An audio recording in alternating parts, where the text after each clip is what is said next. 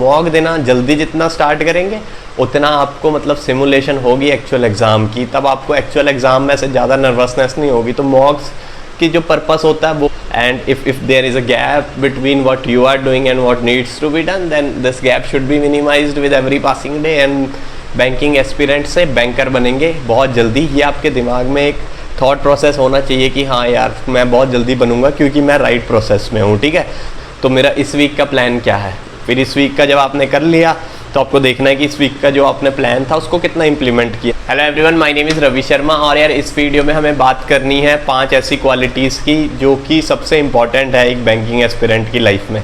अगर आप एक बैंकिंग एस्पिरेंट है और ये 5 क्वालिटीज़ आप में हैं तो आप बहुत जल्दी एग्ज़ाम क्रैक कर लेंगे, इसकी मैं आपको एश्योरेंस देता हूँ। तो आपको ये सेल्फ टेस्ट की तरह भी वीडियो लेनी है कि अगर आप में इनमें से कुछ क्वालिटीज़ ऐसी हैं जो आप में नहीं है, तब आप ये इनकलकेट करने की कोशिश करिए, तभी आप जल्दी बैंकिंग एग्ज़ाम क्रैक कर पाएंगे, ठीक है। तो आई होप कि आप इस वीडियो को देखें एंड तक और आप अपने आप को टेस्ट करें और अच्छी चीज़ें सीखें इस वीडियो से, ठीक है। तो विदाउट एनी फर्दर डिले हम स्टार्ट करते हैं।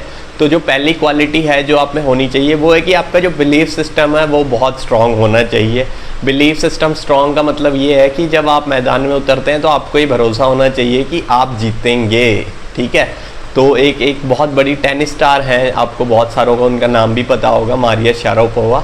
तो वो कहती थी कि जब मैं कोर्ट में जाती हूँ, टेनिस कोर्ट में जाती हूँ, तो मैं अपने माइंड में पहले ही अपने ओपोनेंट से जीत चुकी होती हूँ।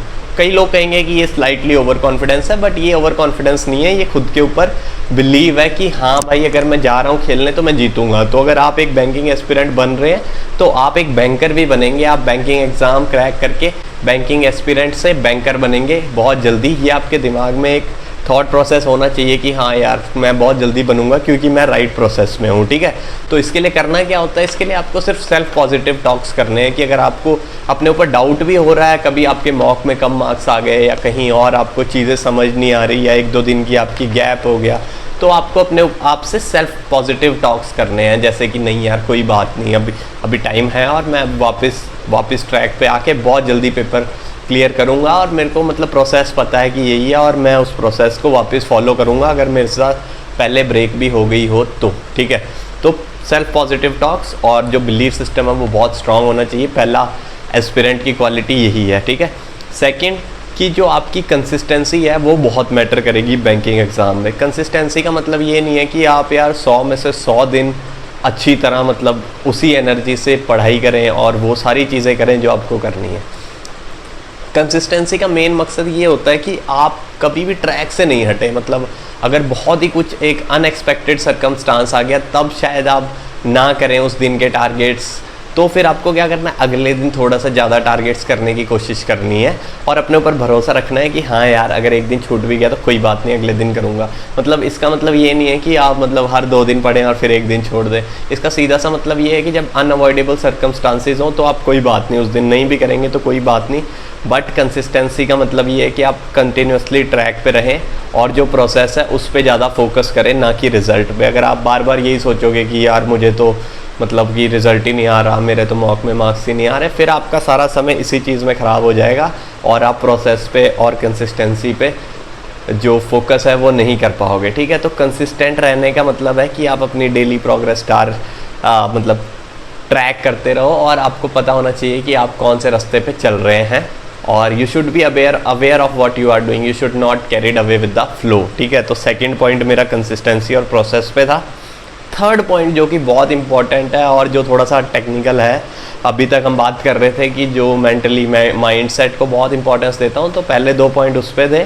अब जो थर्ड पॉइंट है वो है कि बहुत सारे बच्चे ना पढ़ाई बहुत करते हैं लेकिन जैसे रिवीजन की बारी आती है तो वो पीछे हट जाते हैं। तो थर्ड पॉइंट मेरा जो है वो ये है कि रिवीजन की इम्पॉर्टेंस बहुत ज़्यादा है। There is a lot of importance of revision in banking exams. देखो जैसे आपने अरिथमेटिक का कोई टॉपिक कर लिया तो आपको ना अगले हफ्ते फिर से एक बार उसको देखना है। आपने जो जनरल अवेयरनेस कर ली 1 हफ्ते की, तो अगले हफ्ते आपको उसको देखना है। जब 2 हफ्ते की कर ली तो पिछले दोनों हफ्तों की देखनी है, 2 महीने की कर ली तो पिछले दोनों महीने की देखनी है। तो मतलब ये जो रिवीजन है ना, frequent revision in all the subjects, ये they will keep you intact with all these topics. And अगर आप कहेंगे कि ये मेरे को टाइम नहीं मिलता, ये नहीं मिलता, तो फिर आपको ये क्वालिटी इनकलकेट करनी पड़ेगी। सेल्फ टेस्टिंग हो रही है और आपको जो रिवीजन की इम्पोर्टेंस है वो समझनी पड़ेगी, क्योंकि आप 6-7 महीने की जो जी है वो रिवाइज नहीं, मतलब वो आप रट नहीं सकते, और you can not cram it, but you have to put it into your mind by frequent revisions. अगर आप रिवीजन करते रहेंगे तो आपको सबकॉन्शियस माइंड में वो फिट हो जाएंगी, और आप एक्चुअल में जब एग्ज़ाम में वो सवाल आएगा तो आप क्या करेंगे, आपको पता चल जाएगा हाँ यार इसका तो सी ऑप्शन ही है।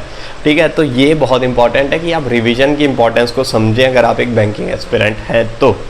चौथी चीज़, know what you are doing. चौथी चीज़ है कि जो प्लान है और जो इम्प्लीमेंटेशन है वो आपको क्लियर होना चाहिए, मतलब आपको पता होना चाहिए कि आपका सिलेबस क्या है। ठीक है, उस सिलेबस को आप कितने टाइम में कवर करेंगे, उस सिलेबस को आप कितने टाइम में कैसे कवर करेंगे। ठीक है, और आपकी मतलब बाइफ्रिकेशन होनी चाहिए कि अगर 2 महीने में मुझे पूरा सिलेबस करना है तो मेरा इस वीक का प्लान क्या है।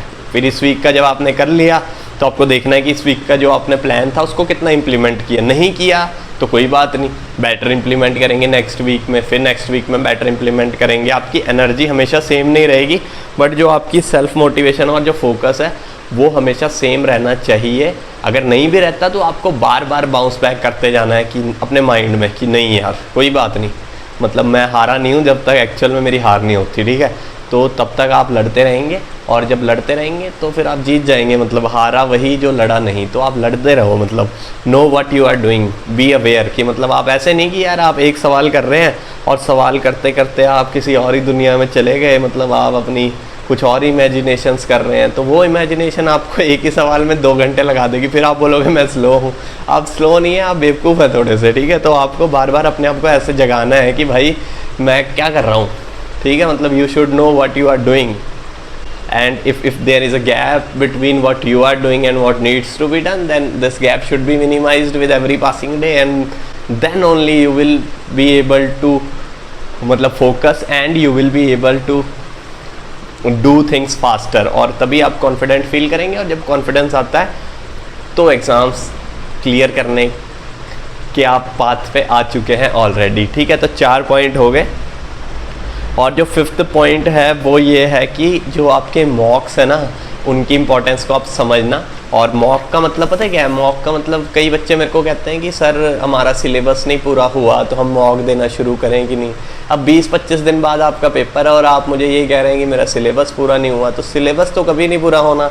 और ये जो कॉम्पिटिटिव एग्ज़ाम्स हैं इनमें आपको मतलब कभी नहीं लगेगा कि मैंने सब कुछ कर लिया है, मतलब एप्टीट्यूड का तो देखो कोई एंड नहीं है। ठीक है, तो आपने जितना भी किया आप मॉक देना जल्दी जितना स्टार्ट करेंगे उतना आपको मतलब सिमुलेशन होगी एक्चुअल एग्ज़ाम की, तब आपको एक्चुअल एग्ज़ाम में से ज़्यादा नर्वसनेस नहीं होगी। तो मॉक्स की जो पर्पस होता है वो आपको समझना पड़ेगा। और अगर आप ये सोच रहे हैं कि मेरे कम मार्क्स आ जाएंगे इसलिए आप मॉक नहीं दे रहे, तो आप भी मतलब थोड़ा सा गलत ट्रैक पे हैं। तो आपको ये समझना पड़ेगा कि मॉक का जो पर्पस होता है वो आपको बेटर करना होता है, और बेटर आप तभी होंगे अगर आप जो मॉक हैं उनको शिद्दत से देंगे। और शिद्दत से मतलब it is not important to give so many mocks, but how you are analyzing it and how you are using those mocks in order to improve your self, वो ज़्यादा मैटर करेगा। और परसेंटाइल को थोड़ा देखा करो, मार्क्स को ना देखो। और अगर किसी में बहुत कम मार्क्स आए तो वहाँ पे आपकी जो थॉट प्रोसेस है वो ये होनी चाहिए कि यार इसमें तो बहुत ज़्यादा स्कोप ऑफ इम्प्रूवमेंट है। तो तब आपको ये देखना चाहिए कि हाँ यार अब मेरे पास ग्रैब करने के लिए बहुत ज़्यादा चीज़ें हैं। तो आप एक एक क्वेश्चन को फिर से देखो कि यार आप क्या कर रहे थे और अब क्यों नहीं हुआ, तो आपको क्या करना चाहिए था उस टाइम। आपको आता था फिर भी आपने गलत कर दिया, तो क्यों कर दिया। तो मतलब ये इसी जद्दोजहद में आपकी अगर प्रेपरेशन जो ये फेज़ है ये निकलेगा तब आप बहुत जल्दी पेपर क्लियर करेंगे। अदरवाइज़ अगर आप बार बार नेगेटिविटी से माहौल भर देंगे कि यार मेरे से नहीं हो रहा, I am not worth it, ये बातें अगर आप करेंगे तो आप बैंकर नहीं बनोगे भाई। आप मतलब लाइफ में भी थोड़ा पीछे चलते जाओगे। तो आपको मतलब बार बार यही रिपीट करना है कि नहीं यार मैं कर लूँगा, क्योंकि मेरे पास भी मतलब मैं मंदबुद्धि थोड़ी हूँ, मेरे पास भी सब कुछ है जो भगवान ने दिया, दिमाग दिया है, इतनी अच्छी मैंने पढ़ाई की है, मेरे फादर मदर ने मेरे को पढ़ाया, उनके सेक्रीफाइसेस को भी कभी याद करोगे ना तब भी थोड़ा सा मोटिवेशन आ जाता है। तो इसी के साथ इस वीडियो का एंड करते हैं। और आपको अगर मेरे से जुड़ना है तो आप टेलीग्राम चैनल रवि शर्मा मतलब champions of Ravi Sharma join कर सकते हैं। बाकी इंस्टाग्राम वगैरह का भी लिंक डिस्क्रिप्शन में है। तो ऑल द वेरी बेस्ट, और I hope that this video आपको थोड़ा हेल्प करेगी। If you have like this video you can give me a thumbs up, and thank you very much बाकी आप ये इनकलकेट करिए चीज़ें, तभी आपको फ़ायदा होगा। All the very best, thank you.